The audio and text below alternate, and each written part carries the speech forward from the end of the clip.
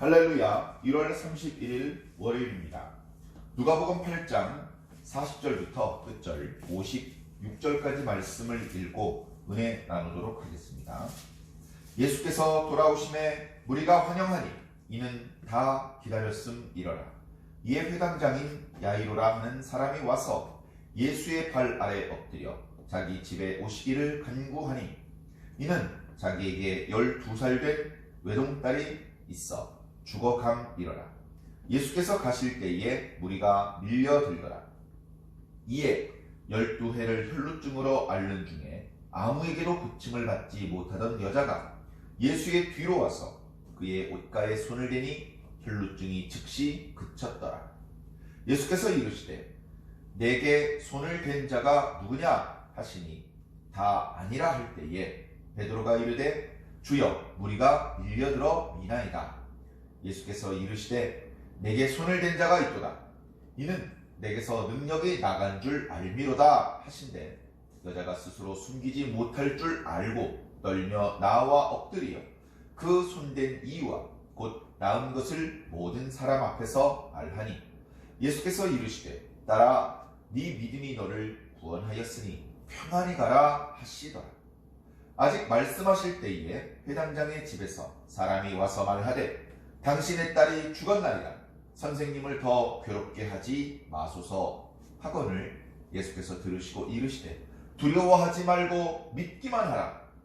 그리하면 딸이 구원을 얻으리라 하시고 그 집에 이르러 베드로와 요한과 야고보와 아이의 부모 외에는 함께 들어가기를 허락하지 아니하시니라.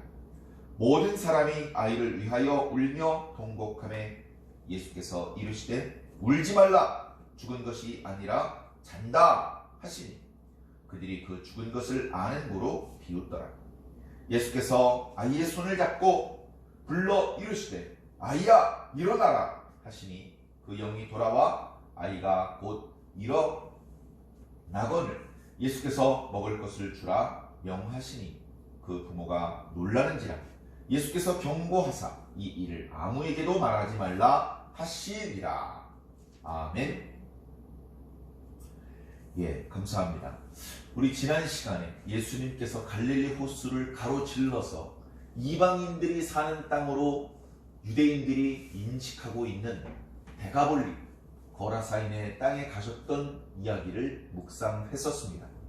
그곳에 있는 대부분의 사람들은 이방인이고 이방 문화, 이방 종교에 있는 사람들이었습니다. 그런 사람들도 역시 예수님의 구원이 필요하고 하나님의 구원이 필요한, 그래서 예수님을 만나야 하고 그 말씀을 들어야 되고 결국 예수님을 믿어야 하는 사람들이었습니다. 그런 예수님의 마음을 어쩌면 아무도 이해하지 못했을 것입니다.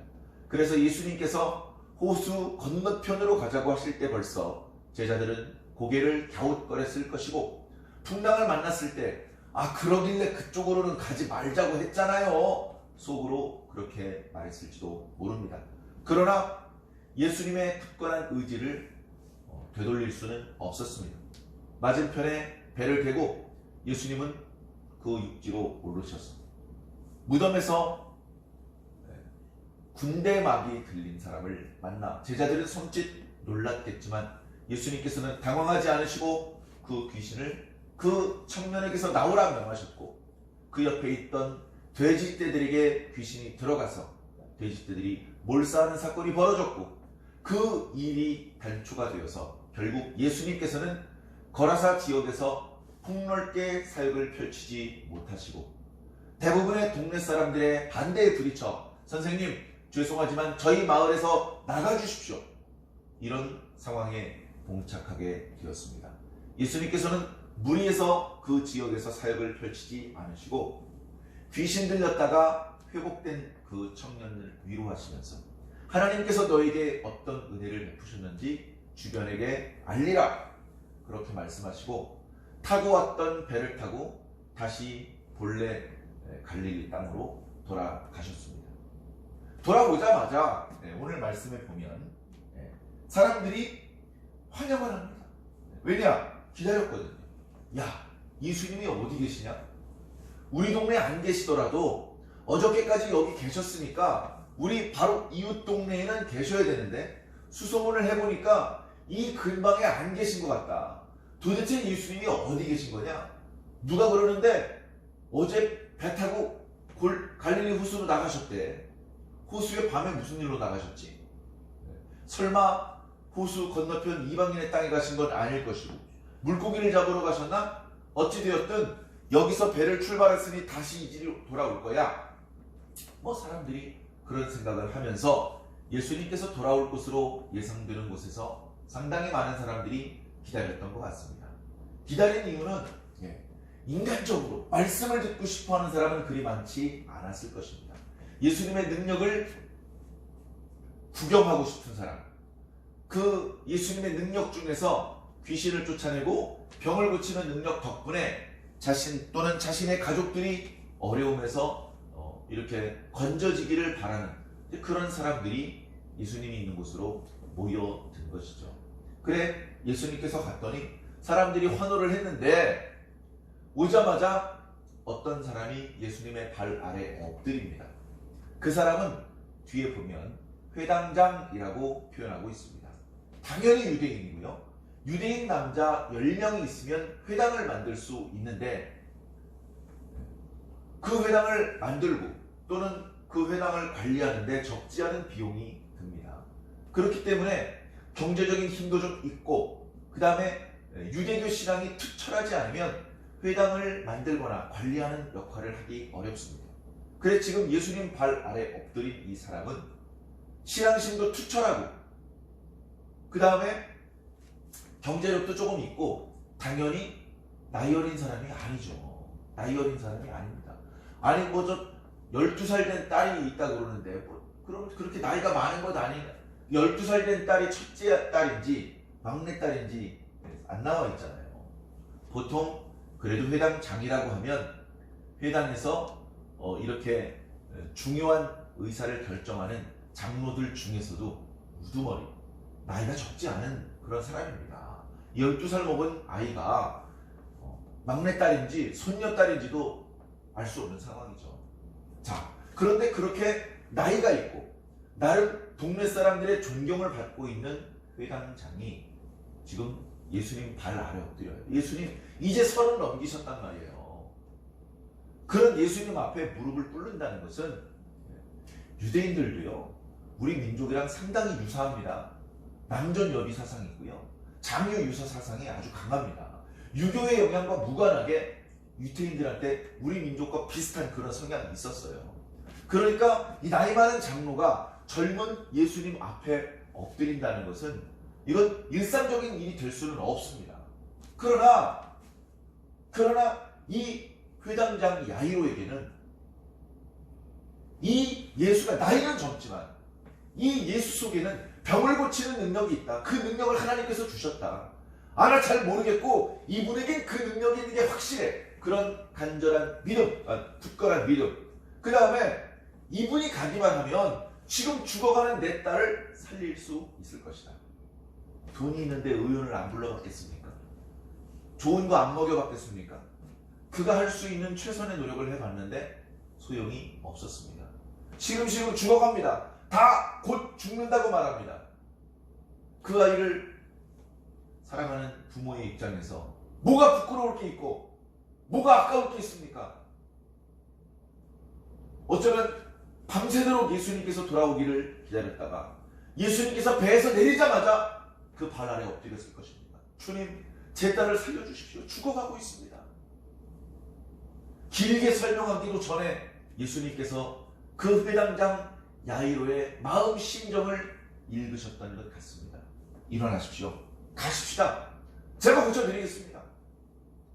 예수님께서 그 회당장의 집으로 간다고 하니까 또 많은 사람들이 야, 기가 막힌 또 구경거리 하나 났다 하면서 예수님 주변에서 많은 무리들이 예수님을 따라갑니다.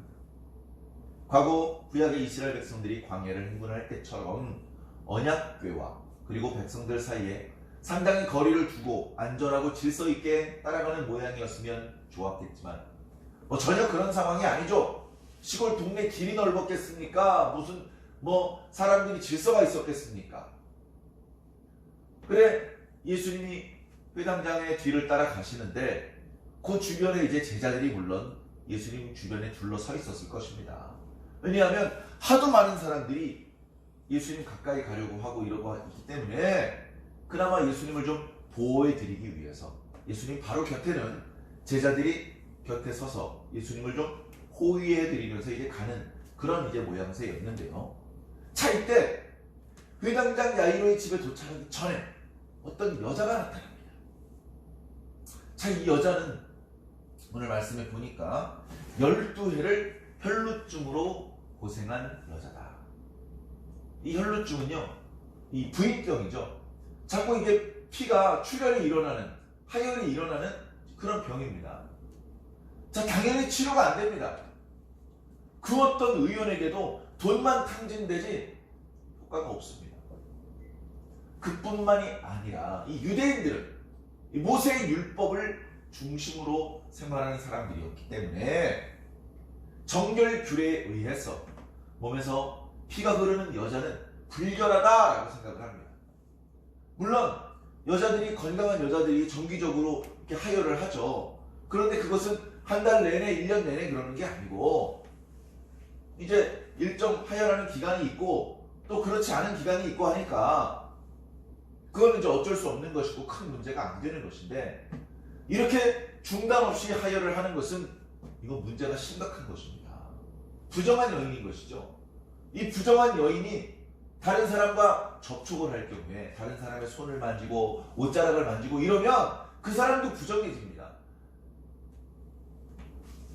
그 부정이 점점 퍼져나가면 안 되기 때문에 이 여인은 나병 환자나 마찬가지로 마을 밖으로 쫓겨나서 격리된 생활을 해야만 했습니다. 경제적인 손실, 사회적인 고립, 마음의 상처, 감당할 수 없는 상처입니다. 여기 12해를 혈루증으로 고생했다는 표현을 이 원어를 자세히 보면 12살 때부터 혈루증으로 고생했다 이렇게 번역할 수도 있는 문장입니다. 12살 처음 생리를 시작할 때 그때부터 하혈이 멈추지 않았던 것입니다. 물론 양이 엄청나게 많았던 것은 아니었겠지만 끊임없이 하혈이 있으면 건강이 좋아질 수가 없죠. 늘 수척하고 늘 뭔가 문제가 있어 보이는 해스한 그런 상태에 있을 것이고 또는 과거에 위생적으로 처리하기가 쉽지 않은 때에 몸에서 냄새가 났을지도 모르고 여러 가지로 참 어려운 지경에 있었을 것입니다. 그랬던 여자가 자기가 격리되어서 외딴 곳에 살고 있는 그 근처 마을로 예수님께서 오신다. 사람들이 많이 웅성웅성거리고 몰려있다. 그 이야기를 듣고 예수님께 간 겁니다. 예수님께 왜 갔습니까? 일단은 사람들이 많으니까 거기에 끼어서 거기에 숨어서 이렇게 마을로 들어가도 눈에 띄지 않을 것 같았습니다. 그 다음에 너무나 이 병을 고침받고 싶었어요. 이 여인이 어떤 고통이 있는지 어떤 상처가 있는지 아무도 모릅니다. 그 누구도 정확히 그 여인의 고통을 이해해주지 못합니다. 그러나 이 여인은 이번에 이 병이 고쳐지지 못하면 죽어야지 이런 생각을 할 정도로 너무나 간절하게 그 병에 대해서 고침을 받고 싶었습니다. 그리고 또 하나, 저분 예수님은 내 병을 고쳐줄 수 있는 분이다. 저분 예수님은 하나님의 사람이다. 저분 예수님은 입고 있는 옷도 거룩할 것이다. 구약의 그 유대인들은요, 거룩한 사람은 그가 입는 옷자락도 거룩하다. 그런 생각을 가지고 있었어요. 그러니까 지금 저분이 어디로 가고 있는데 저분을 붙잡아 세워놓고 날 좀 고쳐주십시오. 이렇게는 할 수가 없고 그냥 사람들 틈에 끼어서 뒤로 가서 예수님 옷자락에 손가락 끝이라도 좀 닿았으면 좋겠다. 그렇게만 해도 하나님의 능력이 나를 고쳐주실 것 같다. 그런 간절한 소망과 굳건한 믿음으로 예수님께 다가갔던 것입니다. 그래, 그 예수님 주변에 남자들도 많았고 조금 전에 말씀드렸던 것처럼 제자들도 있었는데 여인의 몸으로 필사적으로 있는 힘을 다해서 예수님 뒤로 접근을 해서 손을 쭉 뻗었을 것입니다. 그래서 예수님의 옷 어느 부분이 닿았는지 모르지만 닿았습니다. 닿는 순간 이 여인에게 하나님의 능력이 역사되었습니다. 참 놀랍고 감격적인 순간이죠. 근데 깜짝 놀랐습니다. 예수님께서 가던 길을 멈춰 서십니다. 그러니까 예수님이 멈춰 서시니까 제자들도 놀래고 주변에 이리저리 밀치면서 따라오던 사람들도 놀래서 일순간 다 멈춥니다. 웅성웅성 하던 소리도 일순간 조용해집니다. 예수님께서 가던 길을 멈추더니 주변에 있는 사람들을 둘러보기 시작합니다. 누가 내 몸에 손을 대셨습니까? 아, 저 아닌데요? 네가 손 대니? 아니야, 나 아니야. 그러니까 베드로가 말합니다. 예수님, 오늘따라 사람들이 많고 사람들이 이 길이 좁다 보니까 예수님 이렇게 앞에서 뒤에서 이렇게 밀치다가 예수님 몸에 이렇게 좀 손이 닿나 봅니다. 예수님 죄송합니다. 저희가 불편 없이 모시겠습니다. 아니야, 베드로야, 그런 말이 아니야. 지금 나에게서 능력이 나갔어. 그렇게 베드로와 예수님이 대화하는 것을 옆에서 들었던 여인은 야, 이거 숨길 수가 없겠구나. 그래서 할 수 없이 예수님 앞에 나와서 무릎을 꿇었습니다. 자신의 행동은 이기적인 행동이었고 많은 사람들을 부정하게 만들 수도 있다는 그런 잘못된 행동일 수 있기 때문에 책망받을지도 모른다는 생각도 했을 것이고, 그런가 하면 예수님께서 말씀하신 것처럼 능력이 역사되어서 스스로 내 몸이 치료된 것을 지금 느끼고 있습니다. 그런 이야기도 했을 것입니다. 이 여인의 믿음이 대단한 거예요. 이 여인의 믿음은 어떤 믿음이냐?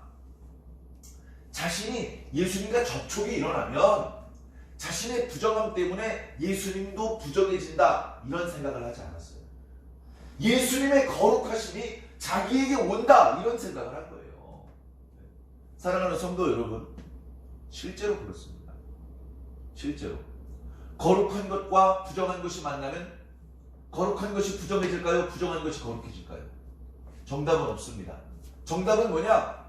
강한 쪽이 역사합니다. 부정한 건 강하고 거룩한 게 약해. 그러면 접촉하는 순간 그 거룩했던 것이 부정에게 이렇게 집어삼킴을 다 부정해지는 것이죠. 다. 그런데 거룩함이 훨씬 세면 부정함을 정결하게 하는 능력이 있는 것입니다. 우린 예수님께 대해서 아직도 잘 모릅니다.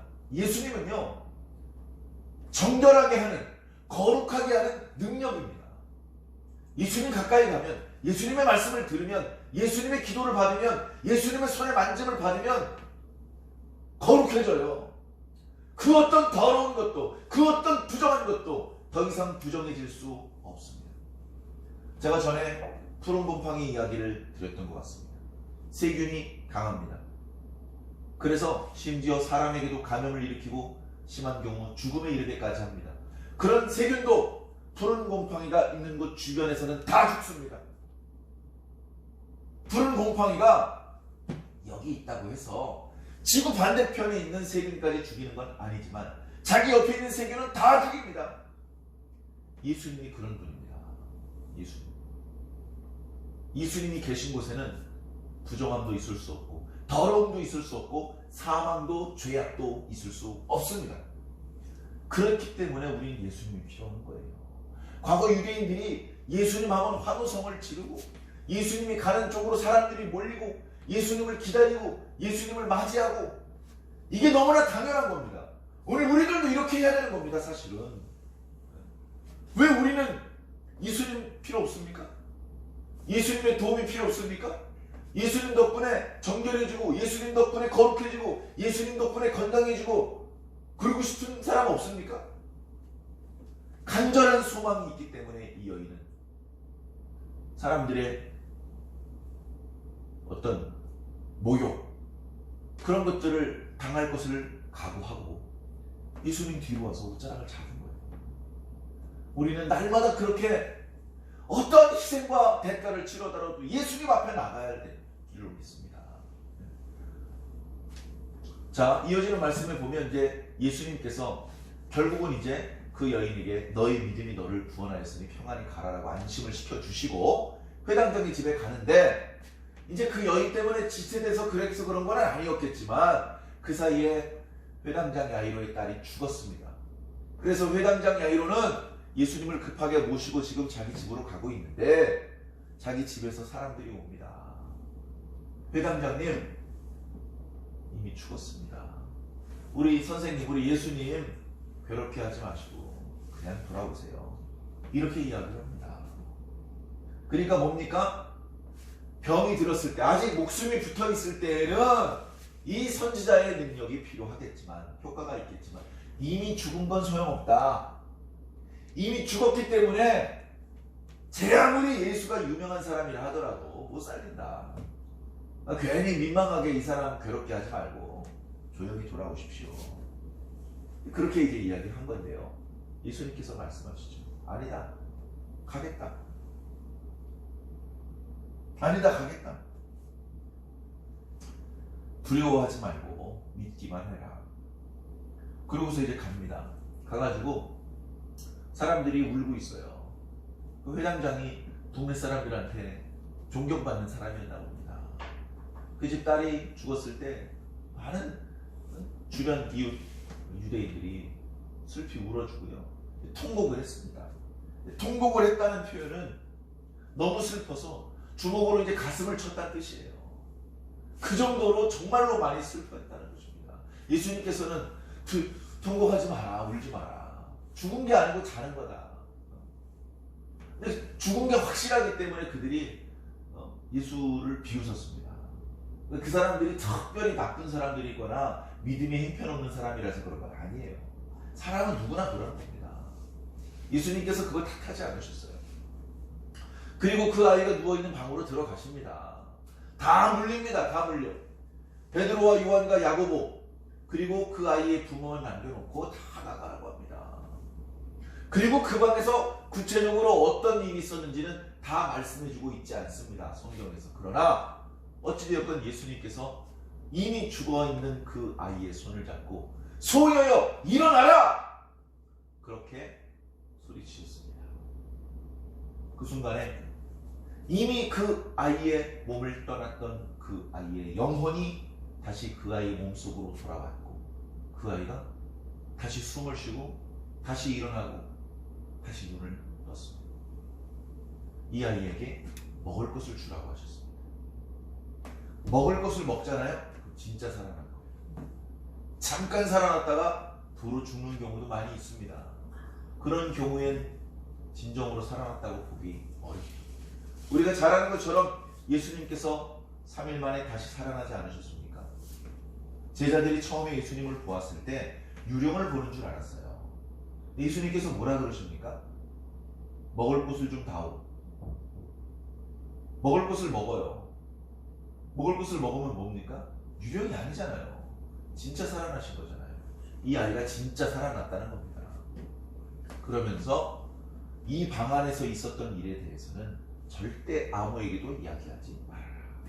아이가 살아났는데 뭘 못하겠습니까?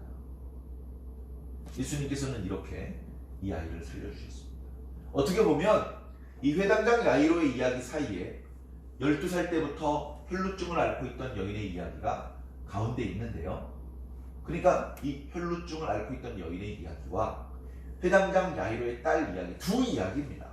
근데 두 이야기가 공통점이 있잖아요. 간절한 소망, 굳건한 믿음. 사랑하는 성도 여러분, 오늘 저와 여러분들에게 필요한 겁니다. 오늘 저와 여러분에게 간절한 소망이 있어야 됩니다. 굳건한 믿음이 있어야 됩니다. 올해는 내 믿음이 성장해야지. 내 가슴이 뜨거워야지. 주님을 기쁘시게 해야지. 하나님께서 좋아하시는 열매를 맺어야지. 하나님 나라에 들어가야지. 간절한 소망, 간절한 소망. 이런 거 말고도요, 많이 있을 겁니다. 우리 아버지가 아픈데, 우리 아들이 지금 대학교 가야 되는데, 취직해야 되는데, 뭐 우리 일상의 소소한 그러나 간절한 여러 소망들이 있지 않습니까? 그 소망들이 더 간절해야 돼. 더 간절해야 되고, 그리고 예수 이름으로 기도하면 반드시 해결될 것이라는 굳건한 믿음이 있어야 됩니다. 이 두 가지가 만났을 때 능력이 나타나는 것입니다. 예수님께서 개그맨입니까? 개그맨 가장 듣기 싫은 소리가 야, 너 개그맨이냐? 한번 웃겨봐. 이런 소리 아주 기분 나쁘다고 합니다. 마술사는 아무 때나 마술합니까? 예수님은 아무 때나 우리가 요구하면 우리가 돈 내면 이 능력을 베풀어야 되는 그런 마술사입니까? 의사입니까? 간절한 소망이 있냐고요. 간절한 소망. 굳건한 믿음이 있냐고요. 그게 있으면 예수님 돈 받고 능력 행하시는 분 아닙니다. 예수님께서 언제 돈 받고 기도해 주셨습니까? 네. 목사님들한테 기도 부탁하려면 돈이 있어야 된다. 물론 구약적인 전통에서 선지자에게 여호와 하나님께 기도를 부탁하려면 새끼 양 한 마리라도 끌고 와야 돼요. 그것이 선지자에 대한, 특히 하나님께 대한 예의이고 그것이 아름다운 것입니다. 그런데 예수님께서는 가난한 사람들을 위해서 기도할 때 그런 예절에 대해서 요구하지 않으셨어요. 그게 중요한 게 아니고 그건 나중이야. 복을 체험하고 나서 나중에 감사하세요. 근데 먼저 필요한 건 돈이 아니라 간절한 믿음, 굳건한 믿음. 우리가 얼마나 간절합니까? 얼마나 절실합니까? 거기에 따라서 전혀 다른 결과를 맞이하게 될 것입니다. 명절 연휴인데요. 우리들의 마음에 간절한 만큼은 식지 않으시기를 부탁드립니다. 이 명절 연휴 가족들과 함께, 그러나 주님과 함께하는 행복한 명절 되시기를 주님 이름으로 간절히 축원합니다.